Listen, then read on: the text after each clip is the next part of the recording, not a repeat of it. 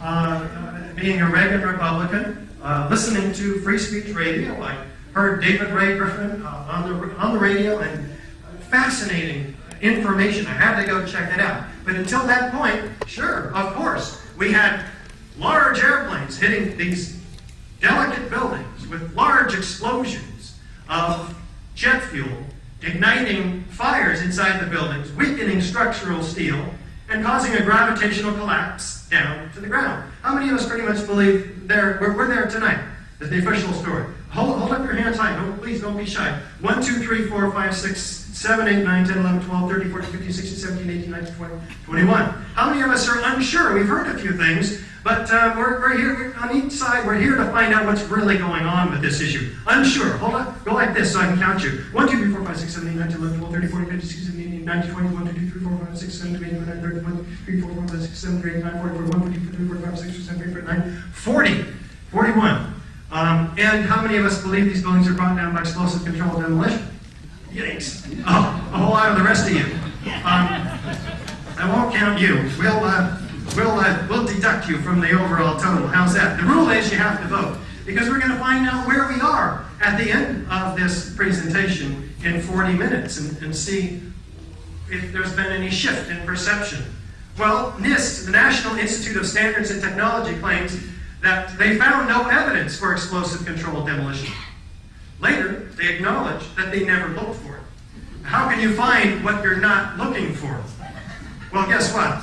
Thousands of scientists, scholars, architects, engineers would look for it, and it wasn't hard to find at all. We've been speaking about it now for 3 years, AP 9/11 Truth, Architects and Engineers for 9/11 Truth, in over 30 cities, 12 American states, Canada, Europe, and we'll be in Australia, New Zealand, and Japan before the end of the year, visiting 14 cities there, brought by a very important senator to Japan, and he will be introducing us in Japan. As a result of all of this activity, we have hundreds of engineers, architects signed on to our petition. I represent 830 architects and engineers demanding a new investigation of the collapses, the destruction of these towers. Let's get something clear from the start, though. The ever-growing number of architects and engineers for 9/11 Truth are building and technical professionals. We're not conspiracy theorists, okay? In fact, as I mentioned, I've never been an activist before. A good conservative Republican for 30 years. We're looking at the science-based forensic evidence found in the destruction of these high-rises. This is our website. We're going to be going very fast tonight in just 40 minutes. Later, you can find the DVD in the back and online as well. In 2 hours, the complete picture of all of this evidence is laid out for you. But in brief, we have bullet points of evidence on the right side. We now have, as I mentioned, 830 architects and engineers. Sign the petition here if you find yourself convinced by this evidence, supporting a new investigation. You don't have to be an architect or engineer. We have several categories of others as well. You can step through the PowerPoint on the left side of the website at your own pace so that you can look at this information much more carefully. Now, buildings are destroyed by a number of different forces. So let's just talk about this. Each of them have, very fortunately, different and identifiable characteristics. For instance, fires destroy buildings very differently than controlled demolitions. Let's just talk about this for a minute. Fires, by their nature, move through an office building every 20 minutes or so in a given area, looking for fresh new fuel sources, leaving the burned-out area to cool. So when buildings collapse due to fires, they have large, gradual deformations. They don't collapse suddenly through the path of what was greatest resistance, the thousands of tons of structural steel. And we've never had a steel frame high-rise building collapse due to fire ever. It just has not happened until 9/11. Let's talk about controlled demolitions for a minute. We have a sudden onset of destruction, explosions going off in a timed sequence, floor by floor, removing the column structure so that the building can fall at virtually free-fall acceleration into a small pile into its own footprint. A symmetrical destruction, very controlled, engineered. Remember, buildings that collapse due to unplanned events or naturally fall over, falling into the path of least resistance. Buildings that explode, we have large, voluminous clouds of pyroclastic-like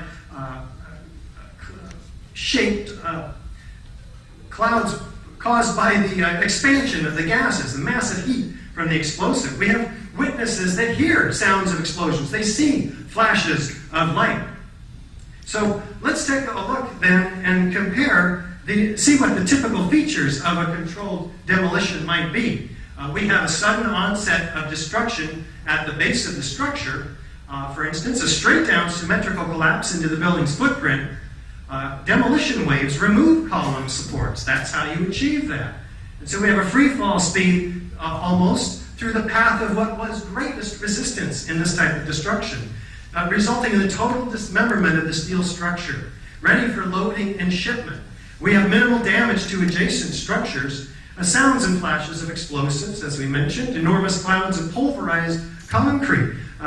Sometimes we have explosive charges going off at floors that appear to be mistimed. And we have chemical evidence of cutter charges.